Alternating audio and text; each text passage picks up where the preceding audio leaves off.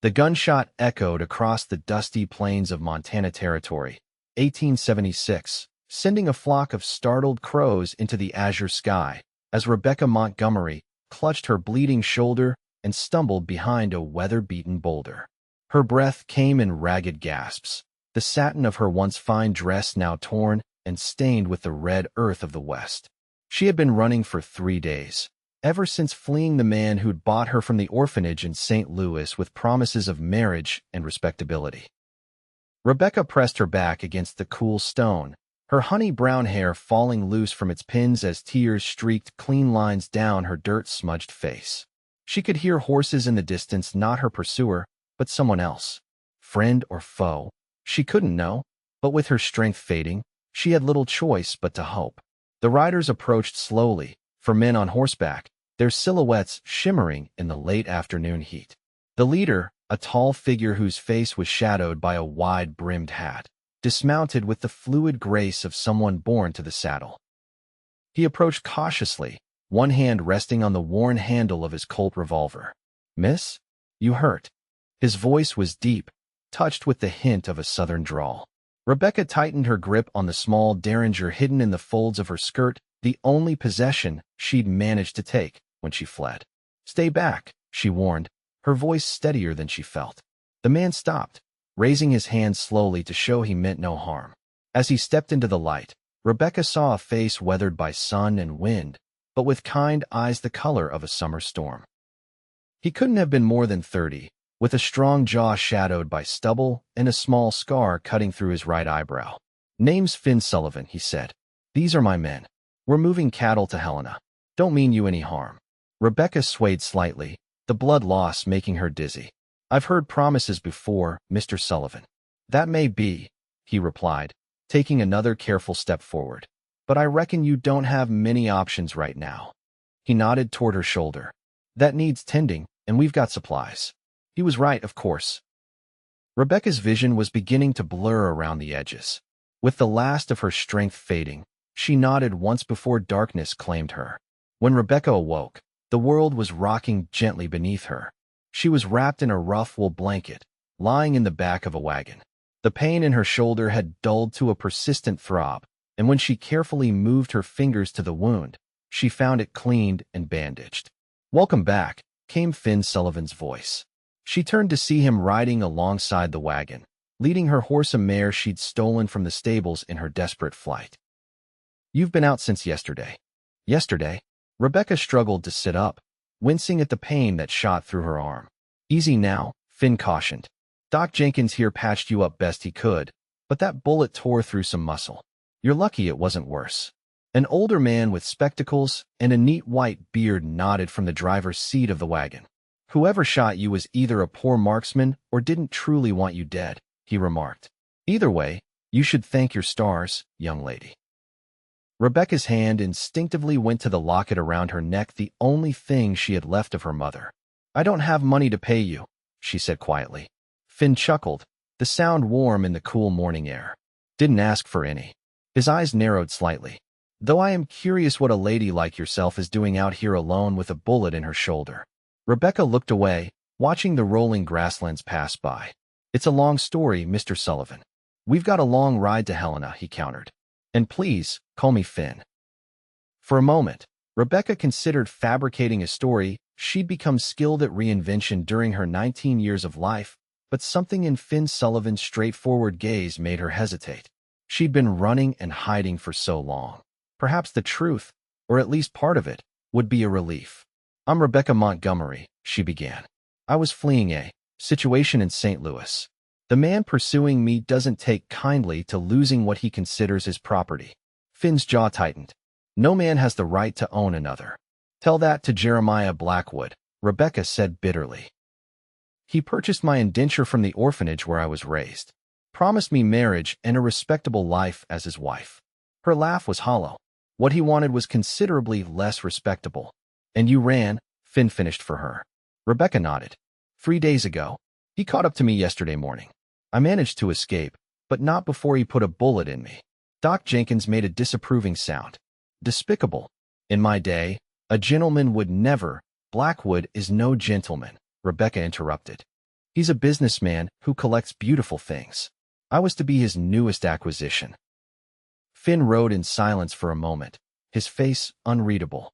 Well, Miss Montgomery, you're with us now. We'll see you safely to Helena, where you can decide your next move. And if Blackwood follows? She asked. A dangerous smile touched Finn's lips. Then he'll learn that Montana Territory isn't St. Louis, and cattle drovers have their own ways of dealing with men who hunt women.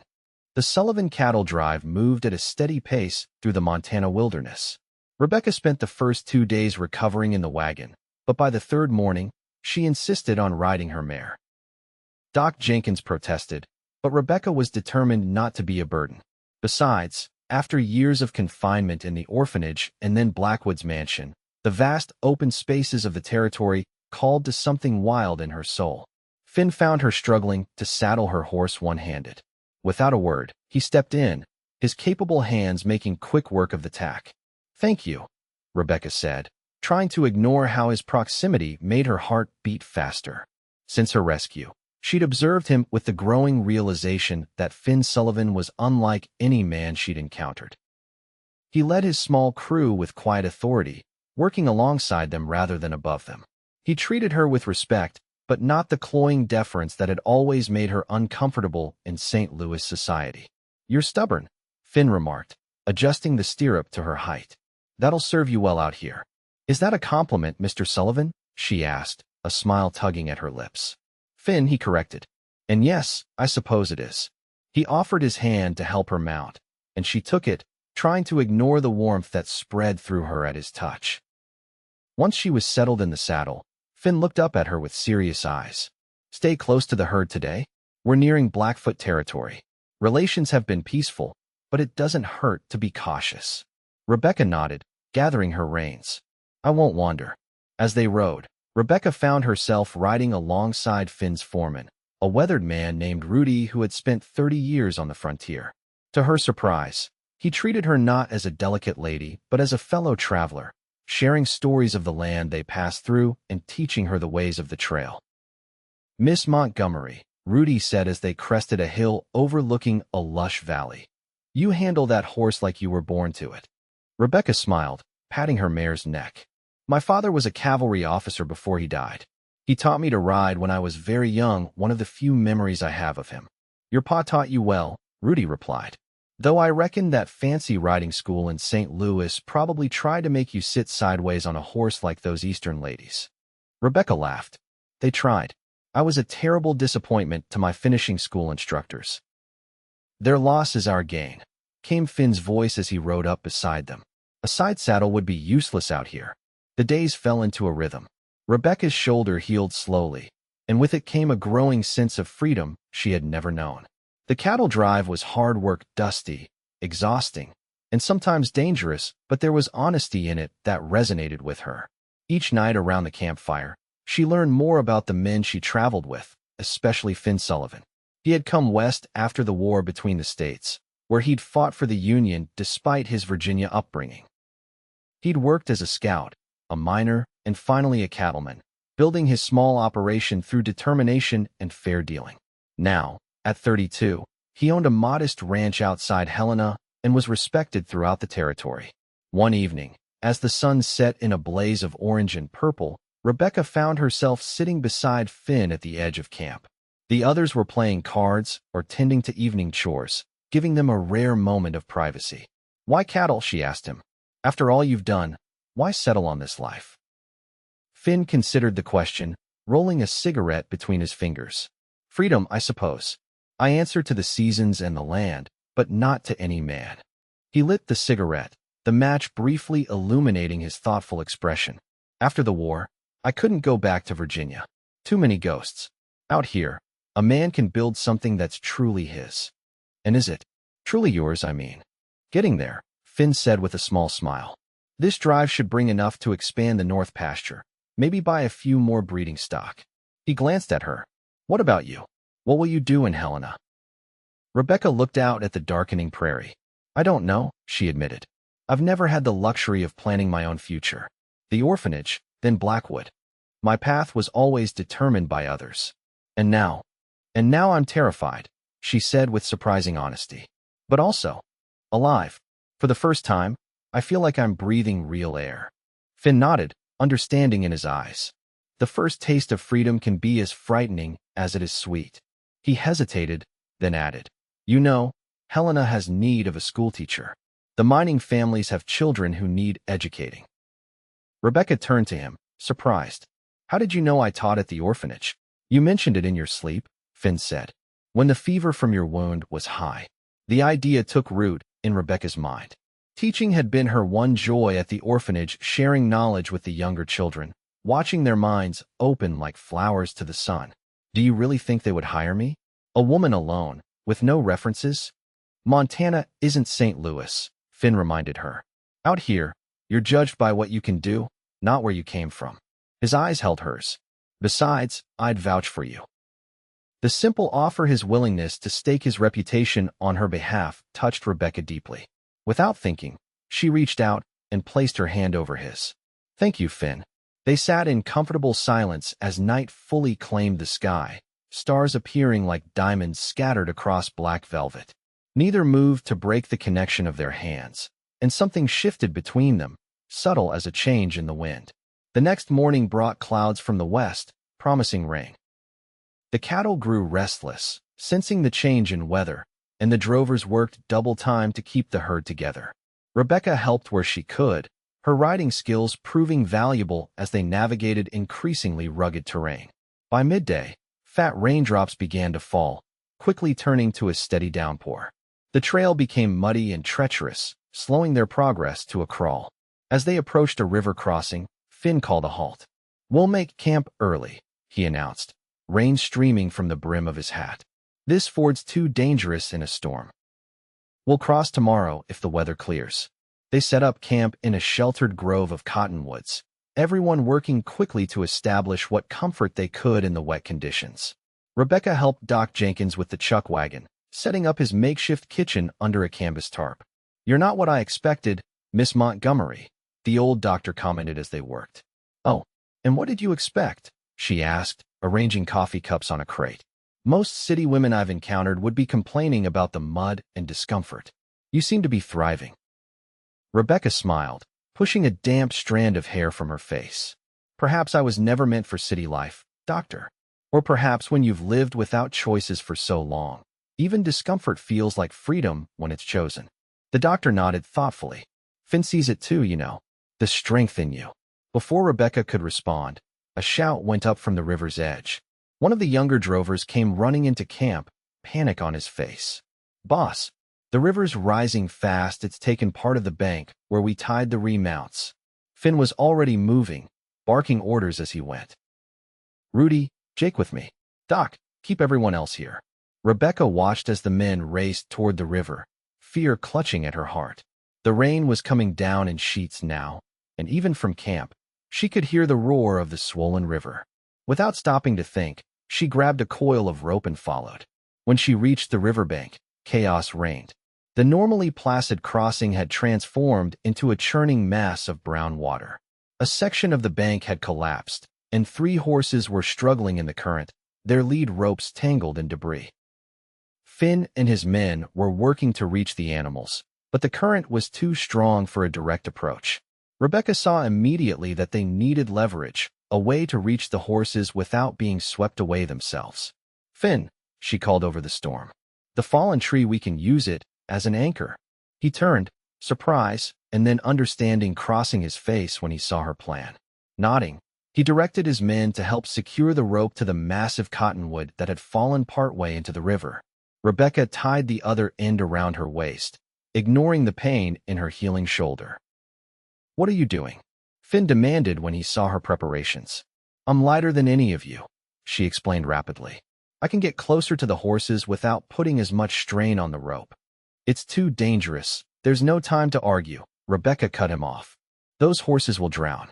Something in her expression must have convinced him, for he nodded tersely. "At the first sign of trouble, I'm pulling you back." Working together, they managed to position Rebecca where she could reach the tangled lead ropes. Rain blinded her, and the current pulled at her legs with frightening strength, but she focused solely on her task. With numb fingers, she worked to free the panicked animals. Two horses managed to break free and swim to safety, but the third, a young paint that Finn particularly valued, remained trapped, its strength visibly fading. Rebecca inched closer, knowing she was pushing the limits of safety. "Rebecca," Finn shouted from the bank. "Come back. It's not worth your life." But she had almost reached the horse. Just a few more inches. Her fingers closed around the rope, and with one desperate tug, she freed it from the submerged branch that had caught it. The horse immediately fought toward shore, but the sudden movement unbalanced Rebecca. She lost her footing on the slippery riverbed and plunged into the churning water. Cold enveloped her, shocking the breath from her lungs. The current seized her, tumbling her beneath the surface. Just as panic took hold, she felt a powerful jerk on the rope around her waist. Seconds later, strong arms were dragging her from the river. Rebecca coughed violently, expelling water from her lungs as Finn carried her to higher ground. His face was a mask of fear and anger as he set her down beneath the shelter of a pine tree. "What were you thinking?" he demanded, his voice rough with emotion. "You nearly drowned." "The horses," she began. "Damn the horses," Finn exploded. "They can be replaced. You can't." The raw concern in his voice silenced her protests. She shivered uncontrollably, her clothes plastered to her body. Without another word, Finn shed his coat and wrapped it around her, then lifted her once more and carried her back to camp. In the relative shelter of Finn's tent, Doc Jenkins examined Rebecca while Finn paced outside. When the doctor emerged, his expression was reassuring. "She'll be fine," he told Finn. "No signs of water in the lungs, though that shoulder wound is opened a bit. Mainly she needs warmth and rest." Finn nodded, relief evident on his face. "Thank you, Document. She saved that paint, you know," the doctor added. "Brave woman you've got there." "She's not mine," Finn said automatically, though something in his tone suggested he wished otherwise. "If you say so," Doc Jenkins replied with a knowing smile. "She's asking for you." Inside the tent, Rebecca sat wrapped in dry blankets, her damp hair falling in waves around her pale face. She looked up when Finn entered, her expression apologetic. "I'm sorry if I frightened you," she said softly. Finn crouched beside her, his anger having evaporated into concern. "You did more than frighten me, Rebecca. I thought I'd lost you." The simple admission hung in the air between them, weighted with unspoken feeling. Rebecca reached out, her fingers brushing his cheek. "I'm not used to anyone caring whether I live or die." "Well, get used to it," Finn said gruffly, capturing her hand in his. For a long moment, they stayed like that, connected by touch and gaze, until a call from outside broke the spell. "Boss, rider's coming." Finn was on his feet instantly, hand going to his gun. "Stay here," he ordered, then ducked out of the tent. Rebecca waited exactly 30 seconds before ignoring his instruction. Wrapping a blanket around her shoulders, she emerged into the rain to find the camp in a state of alert. Through the downpour, she could make out 3 riders approaching slowly, hands raised to show they weren't a threat. As they came closer, Rebecca felt her blood turn to ice. Even through the rain and gathering dusk, she recognized the lead rider's elegant posture and expensive coat. Jeremiah Blackwood had found her. Finn stood like a statue at the edge of camp, his men flanking him with rifles ready. He didn't turn when Rebecca approached, but she knew he sensed her presence. "That's him," she whispered. "Blackwood." A muscle twitched in Finn's jaw. "Go back to the tent, Rebecca." "No," she said firmly. "I'm done hiding." The riders halted a respectful distance away. Blackwood removed his hat, revealing silver-streaked black hair and the handsome features that had initially deceived Rebecca into trusting him. At 45, he carried himself with the confidence of wealth and influence. "Good evening," he called. "I apologize for intruding on your camp in such weather. I'm searching for a young woman who may be traveling with you, my ward, Rebecca Montgomery." "Your ward?" Finn's voice was dangerously quiet. "Yes," Blackwood smiled, all charm and concern. "Poor girl is confused, I'm afraid. Ran off after a misunderstanding. I've been terribly worried." Rebecca stepped forward, ignoring Finn's warning glance. "There was no misunderstanding, Jeremiah. You shot me when I refused to become your mistress." Blackwood's smile faltered only slightly. "Rebecca, darling, you're distraught. These wilderness conditions have clearly affected your mind." He turned to Finn with a conspiratorial expression. She's always had a flair for the dramatic. The girl is under my legal protection until her 21st birthday. I have the papers to prove it. Legal papers don't give you the right to shoot someone, Finn observed coldly. A regrettable accident, Blackwood said smoothly. In my haste to stop her from making a terrible mistake, my firearm discharged. I've been beside myself with worry that the wound might have become infected. He extended a hand toward Rebecca. Come, my dear. Let's get you back to civilization and proper care. Rebecca stood her ground. I'm not going anywhere with you, Jeremiah. My indenture may be legal, but what you intended for me was not. Blackwood's facade of concern hardened into something ugly. You ungrateful little, he caught himself, forcing his features back into a mask of reasonableness. I see these. Gentlemen have filled your head with frontier notions. Nevertheless, the law is the law. You belong to me until your 21st birthday, and I insist you return with me now. The lady said no, Finn stated, his hand resting casually on his revolver. I suggest you respect her wishes. Blackwood assessed the situation's 7 armed drovers against his 3 men. He might have legal right, but out here, 200 miles from the nearest real court, that meant little. I see, he said coldly. Well, Mr. Sullivan. Finn Sullivan. Mr. Sullivan. I admire your chivalry, misplaced though it is. But be aware that harboring my ward is a crime. When we reach Helena, I will be filing charges. His gaze shifted to Rebecca. And you, my dear, will find that your options have become extremely limited. Is that a threat? Finn asked. Merely an observation, Blackwood replied. I have friends in Helena, influential friends. By the time I'm done, no respectable household will employ her, no establishment will serve her. His smile was all teeth. She'll come crawling back of her own accord. Rebecca felt cold fear grip her heart, but she kept her expression defiant. You overestimate your influence, Jeremiah, and you underestimate me. We shall see. Blackwood replaced his hat. Good evening, gentlemen. Miss Montgomery, I'll be seeing you in Helena. With that, he wheeled his horse around and rode off into the rain, his men following. When they were out of sight, Rebecca's knees buckled. Finn caught her before she could fall, guiding her back to the shelter of his tent. Inside, away from the others, she finally allowed herself to tremble. He'll do it, she whispered. Everything he threatened. Jeremiah Blackwood has ruined people for less. Finn knelt before her, taking her cold hands in his warm ones.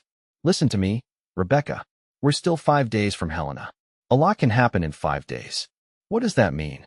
It means I'm not letting him take you, Finn said with quiet intensity. Not now, not ever. You don't understand. He has money, connections, and I have friends who owe me favors, Finn interrupted, including a circuit judge and the territorial governor's legal advisor. Hope flickered in Rebecca's eyes. You would do that for me? Risk your reputation, your business relationships? Finn's gaze softened. I think you know I would. In that moment, something shifted between them. The unspoken attraction that had been building crystallized into something deeper, more certain. Rebecca leaned forward, her lips meeting his in a kiss that began tentatively but quickly deepened into something passionate and affirming. When they finally broke apart, Finn rested his forehead against hers. We'll find a way, he promised. Together. The next morning dawned clear and cold, the storm having passed during the night. The river had receded enough to make crossing possible, and Finn was eager to put distance between his drive and Blackwood. They crossed without incident and pushed the cattle harder than usual, making up for lost time. Rebecca rode alongside Finn at the head of the herd, her presence a statement to the men that she was under his protection. They discussed options for dealing with Blackwood once they reached Helena, weighing legal strategies against more direct approaches. Judge Franklin owes me for saving his son during that Sioux uprising 3 years back, Finn explained. He's a fair man. If we can get your indenture papers in front of him, he might find grounds to invalidate them. And if he doesn't? Rebecca asked. Finn's expression was determined. Then we find another way. The territorial lines are just past Helena. If necessary, we cross into Idaho territory where Blackwood has less influence. The idea of continuing to run didn't sit well with Rebecca. She'd been running most of her life from the orphanage, from poverty, from Blackwood. Something in her had changed during her time with Finn and his men. She had tasted freedom and discovered her own courage. No, she said firmly. I'm done running. Blackwood prospers because people fear him. It's time someone stood against him. Finn studied her with admiration. You're the bravest woman I've ever known, Rebecca Montgomery. She smiled at that. Not brave, just tired of being afraid. That evening, as they made camp in a sheltered valley, Finn called his men together. Without embellishment, he explained the situation with Blackwood and asked for their support. To Rebecca's surprise and gratitude, there wasn't a moment's hesitation. That fancy pants thinks he can hunt a woman like she's property?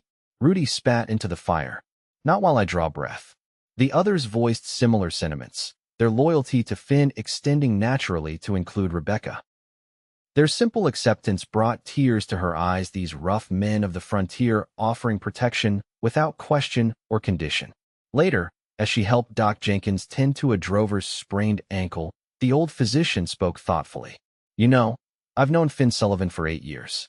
Never seen him look at a woman the way he looks at you. Rebecca felt warmth rise to her cheeks. We've only known each other a week, doctor. Some things don't need time, he replied. Out here, life can end quick. Makes a person recognize what matters. He glanced toward where Finn was checking the herd with Rudy. That man has been alone a long time, building something, but having no one to share it with. His words stayed with Rebecca as she completed her tasks and walked to the edge of camp. The sunset painted the mountains gold and purple, a beauty so vast it made her feel small, yet somehow significant. This land had worked its way into her heart with surprising speed. She sensed rather than heard Finn approach, his footsteps nearly silent on the grass. He stood beside her, close enough that their shoulders almost touched, sharing the view in comfortable silence. It's beautiful, she said finally. Yes, Finn agreed, though when she turned, she found him looking not at the landscape, but at her. The intensity of his gaze made her breath catch. Finn, I wait, he said gently. There's something I need to say. He took her hands in his expression serious. When we reach Helena, regardless of what happens with Blackwood, I want you to know that you have choices. Real choices. What do you mean? I mean that I care for you, Rebecca, more than I thought possible after knowing someone such a short time. His thumb traced circles on her palm. But I don't want you to feel obligated or cornered. If you want to take that teaching position, make your own way, I'll support that. If you want to head west to Oregon or California, I'll make sure you have the means. Rebecca's heart swelled at his words, not just the admission of feeling, but the genuine concern for her freedom. And what if I want to stay? With you? The hope that blazed in his eyes was answer enough, but he put it into words anyway. Nothing would make me happier, but I need you to be sure. To choose freely. Rebecca stepped closer, her hands moving to frame his weathered face. All my life, others have decided my path. For the first time, I'm choosing and I choose you, Finn Sullivan. Their kiss beneath the fading light sealed a promise that needed no further words. When they returned to camp hand in hand, the knowing smiles of the men confirmed what Doc Jenkins had already observed. Something rare and precious had formed between the cattleman and the woman he'd rescued. The next 3 days passed without sign of Blackwood, but Finn remained vigilant. He sent Rudy ahead to Helena to make contact with Judge Franklin and gather information about Blackwood's activities in town. As they drew closer to civilization, Rebecca found herself both anticipating and dreading their arrival. On the 4th day, they crested a hill and saw Helena spread before them in the valley, a bustling mining town that had grown from a gold camp into the economic center of the territory. Smoke rose from smelters and homes, and the distant sound of activity carried on the clear air. There it is, Finn said. We'll drive the herd to the stockyards on the south side. Should reach them by nightfall. Rebecca nodded, trying to quell her anxiety. Somewhere in that town, Jeremiah Blackwood was waiting, plotting. The freedom of the open range was ending, and the constraints of civilization loomed. As if sensing her thoughts, Finn reached across to squeeze her hand. Remember, you're not alone anymore. They were within 2 miles of town when Rudy came galloping back to meet them, dust rising from his horse's hooves. His expression was grim as he pulled up beside Finn. Trouble, he said without preamble. Blackwood's been busy. He's filed formal charges of theft against Rebecca, claims she stole jewelry and money before running away. Sheriff's got a warrant for her arrest. Rebecca felt the blood drain from her face. That's absurd. I took nothing but the clothes on my back. Truth don't matter much when you've greased the right palms, Rudy said bitterly. Blackwood's made friends with Judge Wilson, the other circuit judge. Man's known to be favorable to businessmen with deep pockets. Finn's expression darkened. What about Franklin? That's the good news. He's in town, and he remembers what you did for his boy. Says he'll hear us out, but unofficial-like. Can't promise anything with an official warrant already issued. Rebecca's mind raced. If I'm arrested, Blackwood wins. He'll have me back under his control before we can fight the indenture. Finn was silent for a long moment, his gaze fixed on the town below. When he turned back to them, his eyes held a determined glint. We need to change the game, he said. Rudy, take the men and the herd to the stockyards as planned. Act normal. Say nothing about Rebecca. And us? Rebecca asked. We're going to see Judge Franklin. Not in his courtroom, but at his home. Tonight. As dusk fell over Helena, Rebecca and Finn made their way through the back streets of town. She wore clothes borrowed from the youngest drover's simple trousers and a shirt that allowed her to move without the encumbrance of skirts. With her hair tucked under a hat and her face partially obscured, she might pass for a young man in the dim light. Judge Franklin's home sat on the edge of town, a modest two-story structure that reflected its owner's practical nature. Finn led Rebecca to the rear entrance, where they were met by a gray-haired woman with kind eyes, the judge's wife, Martha. Come in quickly, she whispered, ushering them through the kitchen. Edward is waiting in his study. Judge Franklin was a tall man with a commanding presence despite his advanced years. He rose from behind his desk when they entered, extending a hand to Finn. Sullivan. Been too long. His shrewd eyes moved to Rebecca. And this must be the young lady causing all the commotion. Rebecca removed her hat, letting her honey-brown hair fall free. Rebecca Montgomery, Your Honor. Thank you for seeing us. The judge gestured for them to sit. I'm seeing you as Edward Franklin, not as a judge. Officially, I know nothing of this visit. We understand, Finn said. And we appreciate the risk you're taking. Judge Franklin steepled his fingers. Blackwood is making quite a stir. Besides the theft charges, he's been showing everyone his legal claim to your indenture, Miss Montgomery. I've examined a copy. It appears valid on its surface. Rebecca leaned forward. The document may be legal, Your Honor, but what he intended for me was not. He purchased my indenture under false pretenses, promising marriage and respectability. Can you prove that?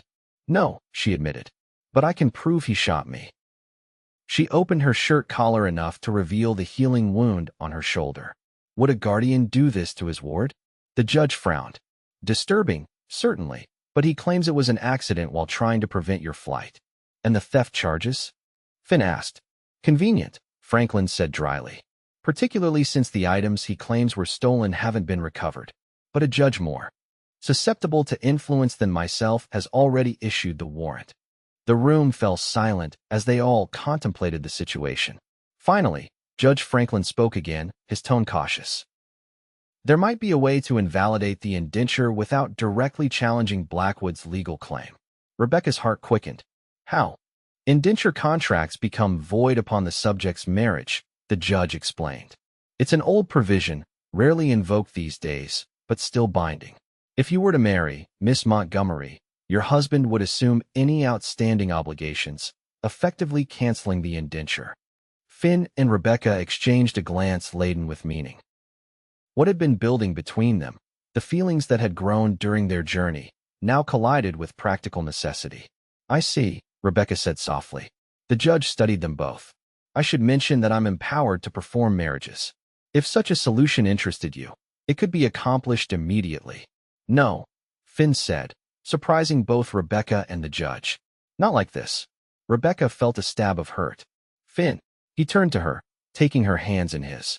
Not because I don't want to, he clarified, his eyes intense.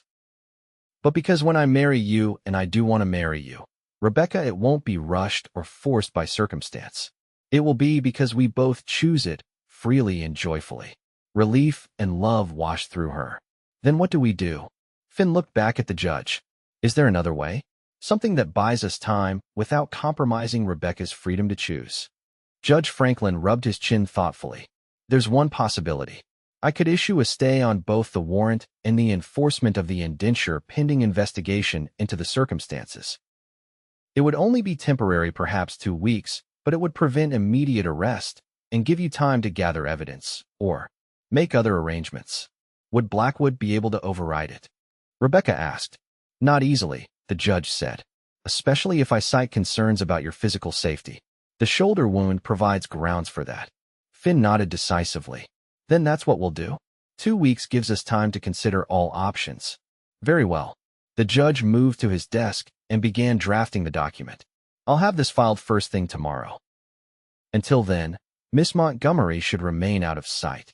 As they prepared to leave, Martha Franklin pressed a bundle into Rebecca's hands, a simple but respectable dress. You'll need to look the part of a proper lady when you do appear in public, she said kindly. And you're welcome to stay here tonight. We have a spare room where no one would think to look for you.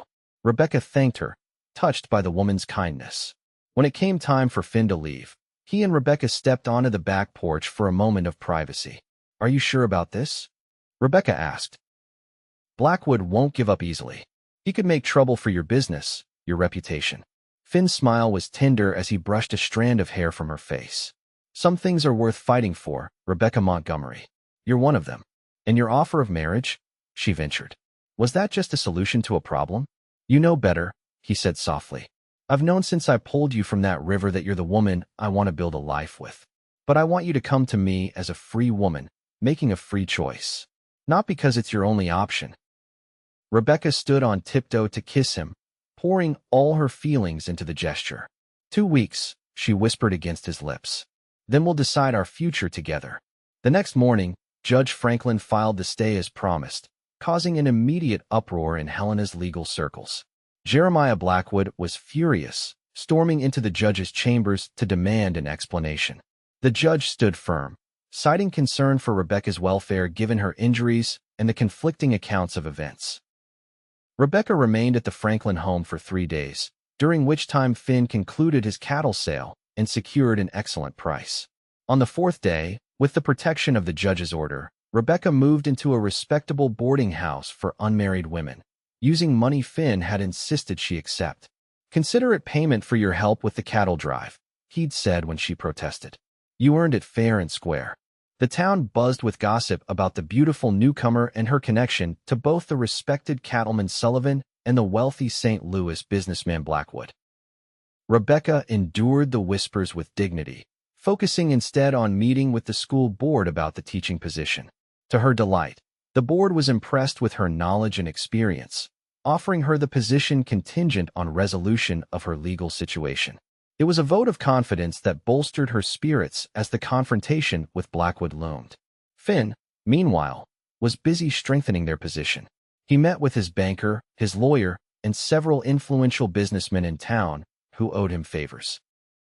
He was building a network of support that would stand against Blackwood's money and threats. A week into their stay in Helena, Finn invited Rebecca to dinner at the town's finest restaurant. As they enjoyed their meal, he shared news that made her heart soar. Judge Franklin has been reviewing your indenture agreement more closely, he said, his voice low to avoid being overheard. He believes he's found a flaw. The document specifies that you were to be trained as a household manager and companion to Blackwood's sister. Rebecca nodded. A pretense. His sister died 3 years ago. Exactly. Since the conditions of the indenture can't be fulfilled as written, there may be grounds to invalidate it entirely. Hope flickered in Rebecca's eyes. Do you think it will work? It gives us another angle, Finn said. Between that and the evidence of his violence toward you, we're building a strong case. As they talked, Rebecca became aware of a commotion at the restaurant entrance. Conversation around them died as Jeremiah Blackwood strode in, his cold gaze fixing on their table. He approached with the confidence of a man accustomed to getting his way. Miss Montgomery, he said, his voice silky with menace. How lovely to see you enjoying Helena's hospitality. And Mr. Sullivan still playing the gallant protector, I see. Finn rose slowly to his feet. This is a private dinner, Blackwood. Indeed. And I wouldn't dream of intruding for long. His smile didn't reach his eyes as he turned to Rebecca. I merely wanted to deliver news personally. Judge Wilson has agreed to review Franklin's stay. A hearing is set for tomorrow morning. Rebecca maintained her composure, though her hands trembled slightly beneath the table. Then we'll see you in court, Jeremiah. Yes, you will. Blackwood's gaze traveled over her with possessive familiarity. Enjoy your evening, my dear. It may be your last taste of freedom for quite some time. With a mock bow, he turned and left the restaurant. Whispers erupted around them as Finn sat back down. He's bluffing, he said, though uncertainty tinged his voice. Franklin would have told us about any hearing. Rebecca reached across the table to take his hand. Whether he's bluffing or not, we knew this confrontation was coming. I'm ready to face him, Finn. The determination in her voice seemed to strengthen his resolve. So am I. That night, as Rebecca prepared for bed in her boarding house room, a soft knock came at her window. Cautiously drawing back the curtain, she was relieved to see Finn's face in the moonlight. She quickly opened the window. "What are you doing?" she whispered. "Mrs. Hollister would have a fit if she knew a man was at my window." Despite the seriousness of their situation, Finn grinned. "Then don't tell her." His expression sobered. "I checked with Franklin. There is a hearing tomorrow, but Wilson said it without proper notification. They're trying to catch us unprepared." Rebecca's stomach tightened with anxiety. "Will Franklin be there?" "Yes, but Wilson will preside." "It doesn't look good, Rebecca." Finn hesitated. "There's something else. One of Blackwood's men was asking about stagecoach schedules today. I think he plans to take you back to St. Louis immediately if he wins tomorrow." The thought of being forced back into Blackwood's control made Rebecca's blood run cold. "We can't let that happen." "We won't," Finn promised. "I've made arrangements. If things go badly tomorrow, we'll leave immediately for my ranch. It's a day's ride north. From there, we can cross into Canada if necessary." "More running," Rebecca said softly, disappointment evident in her voice. Finn reached through the window to touch her cheek. "Just until we can fight on better terms. I won't let him take you, Rebecca. Not while there's breath in my body." The intensity of his promise warmed her despite her fears. "I know." He leaned forward, kissing her through the open window. "Get some rest. Whatever happens tomorrow, we face it together." The territorial courthouse was packed the next morning. News of the hearing had spread throughout Helena, drawing curious onlookers eager to witness the drama. Rebecca sat beside Finn in the front row, dressed in the simple but elegant gown Martha Franklin had provided. Across the aisle, Jeremiah Blackwood lounged with the confidence of a man who believed victory was assured. Judge Wilson entered and called the court to order. He was a portly man with small, shrewd eyes and an air of self-importance. "We are here to review the stay issued by Judge Franklin regarding the indenture of Miss Rebecca Montgomery to Mr. Jeremiah Blackwood, as well as the outstanding warrant for Miss Montgomery's arrest on charges of theft." Franklin, seated nearby, caught Rebecca's eye and gave her a reassuring nod.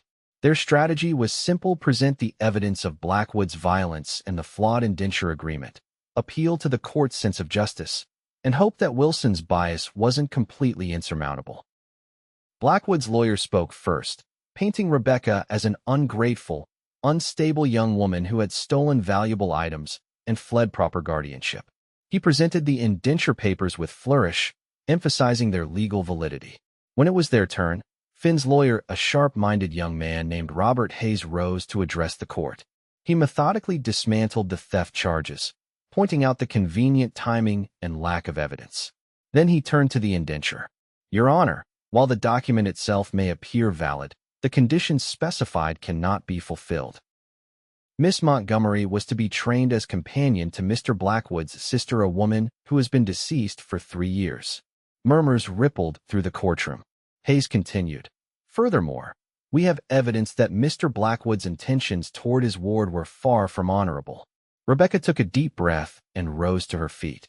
Slowly, she unbuttoned the high collar of her dress just enough to reveal the healing bullet wound on her shoulder. "This," she said clearly, "is what Mr. Blackwood did when I refused to become his mistress." Gasps echoed through the room. Even Judge Wilson appeared taken aback. "Preposterous." Blackwood surged to his feet. "The girl injured herself when trying to escape after her theft." "I have examined the wound," Judge Franklin interjected, standing. "In my medical opinion, it is consistent with a gunshot fired from several feet away, not a self-inflicted injury." Wilson frowned, clearly displeased by Franklin's intervention. "This is all very dramatic, but hardly conclusive. The fact remains that Miss Montgomery is bound by a legal contract until her 21st birthday. If I may, Your Honor, Hayes said. There is precedent for invalidating indentures when there is evidence of mistreatment or when the specified conditions cannot be met. I submit that both circumstances apply here. The debate continued for another hour, legal arguments flying back and forth. Throughout it all, Rebecca maintained her composure, even when Blackwood's gaze turned venomous. Finn remained a steady presence beside her, his hand occasionally squeezing hers beneath the table. Finally, Judge Wilson cleared his throat. This is a complex matter requiring careful consideration. I will render my decision after lunch recess. As the court emptied, Finn led Rebecca to a private anteroom where Hayes and Franklin joined them. The lawyer's expression was grim. Wilson's going to rule against us, he said without preamble. He owes Blackwood too many favors. Judge Franklin nodded reluctantly. I fear Robert is right. Wilson was carefully noncommittal, but I know the signs. He'll uphold the indenture and possibly the warrant as well. Rebecca's heart sank. Then it's over. Not necessarily, Finn said, his jaw set with determination. Remember our contingency plan. My horses are ready behind the courthouse. The moment Wilson rules, we leave for my ranch. And then Canada? Rebecca asked softly. If necessary. Judge Franklin cleared his throat. There is another option, one we haven't discussed. He looked between Finn and Rebecca. The marriage provision. It would invalidate the indenture immediately, and Blackwood could do nothing about it. A heavy silence fell over the room. Rebecca's gaze met Finn's, a question in her eyes. I meant what I said before, Finn told her quietly. I want to marry you, Rebecca Montgomery. But I want it to be your choice, not a legal maneuver. Rebecca stepped closer to him, taking both his hands in hers. What if it can be both? I know my heart, Finn Sullivan. I've known it since the river, maybe since you found me bleeding in the dust. I love you. I want to build a life with you. Her voice strengthened with conviction. If marriage now gives us the freedom to choose that life together, then I choose it. Freely and joyfully. Finn's eyes softened as he searched her face. You're sure? More sure than I've ever been of anything. He turned to Franklin. Can you perform the ceremony now, before court reconvenes? The judge nodded. Here, with Hayes and my wife as witnesses. It will be legal and binding. Then let's do it, Finn said, his face breaking into a smile that made Rebecca's heart soar. Martha Franklin was quickly summoned, bringing with her a small bouquet of wildflowers from her garden. In the quiet of the anteroom, with sunlight streaming through the windows, Judge Franklin conducted the simple ceremony. Do you, Finn Sullivan, take Rebecca Montgomery to be your lawfully wedded wife, to have and to hold, from this day forward, for better or worse, for richer or poorer, in sickness and in health, until death do you part? Finn's eyes never left Rebecca's as he answered, I do. And do you, Rebecca Montgomery, take Finn Sullivan to be your lawfully wedded husband, to have and to hold, from this day forward, for better or worse, for richer or poorer, in sickness and in health, until death do you part? I do, Rebecca said, her voice clear and certain. Then by the authority vested in me by the territory of Montana, I pronounce you husband and wife. Their kiss sealed more than vows, it sealed a partnership forged through danger and deepened by respect. When they broke apart, Rebecca was laughing through tears of joy. Mrs. Sullivan, Finn whispered, testing the sound of it. I like it, she replied, squeezing his hands. Judge Franklin signed the marriage certificate with a flourish, then handed it to Hayes. File this immediately, he instructed, and prepare to present it when court reconvenes. When they returned to the courtroom, Blackwood's smug expression told Rebecca that Hayes had been right. The judge had already decided in Blackwood's favor. Wilson took his seat and cleared his throat pompously. After careful consideration of the evidence and arguments presented, I find insufficient grounds to invalidate the indenture agreement between Mr. Blackwood and Miss Montgomery. The stay is hereby lifted, and Miss Montgomery is ordered to return to Mr. Blackwood's guardianship until her 21st birthday. Blackwood rose, triumph written across his features. Thank you, Your Honor. I'll take custody of my ward immediately. I'm afraid that won't be possible, Hayes interjected smoothly, approaching the bench with a document in hand. The court should be informed that Miss Montgomery no longer exists, legally speaking. Wilson frowned. What nonsense is this? No nonsense, Your Honor. Merely a notification that Miss Rebecca Montgomery is now Mrs. Rebecca Sullivan, having been lawfully married during the recess. Hayes presented the marriage certificate. As Your Honor is undoubtedly aware, marriage invalidates any existing indenture contract, transferring all legal obligations to the husband. The color drained from Blackwood's face as he stared at Rebecca and Finn, who now stood side by side, hands clasped. Judge Wilson examined the certificate, his expression souring. This appears to be an order, he admitted reluctantly. Performed by Judge Franklin himself. This is outrageous. Blackwood sputtered. A transparent attempt to circumvent the law. On the contrary, Hayes replied. Mr. and Mrs. Sullivan have acted entirely within the law. The indenture is now void, and any obligations Miss Montgomery may have had now transfer to her husband who, I might add, has no agreement with you whatsoever, Mr. Blackwood. Wilson looked as though he'd bitten into something sour, but the law was clear. The indenture is indeed invalidated by this marriage, he declared. As for the theft charges, without the indenture to establish Mr. Blackwood's authority over the defendant, and given the lack of physical evidence, I find insufficient cause to uphold the warrant. Case dismissed. The gavel fell with finality, and the spectators erupted into excited chatter. Blackwood stood frozen, his carefully laid plans crumbling before him. As Rebecca and Finn turned to leave, he stepped into their path. This isn't over, he hissed. You've made a powerful enemy today. Finn regarded him coolly. Threaten my wife again, Blackwood, and you'll discover just how dangerous cattle country can be for city men. Something in Finn's tone, the quiet certainty of a man who meant every word, made Blackwood step back. Without another word, Rebecca and Finn walked past him, out of the courthouse, and into the bright Montana sunshine as husband and wife. 2 weeks later, Rebecca stood on the porch of the ranch house, watching the sun set over the rolling grasslands that now were her home.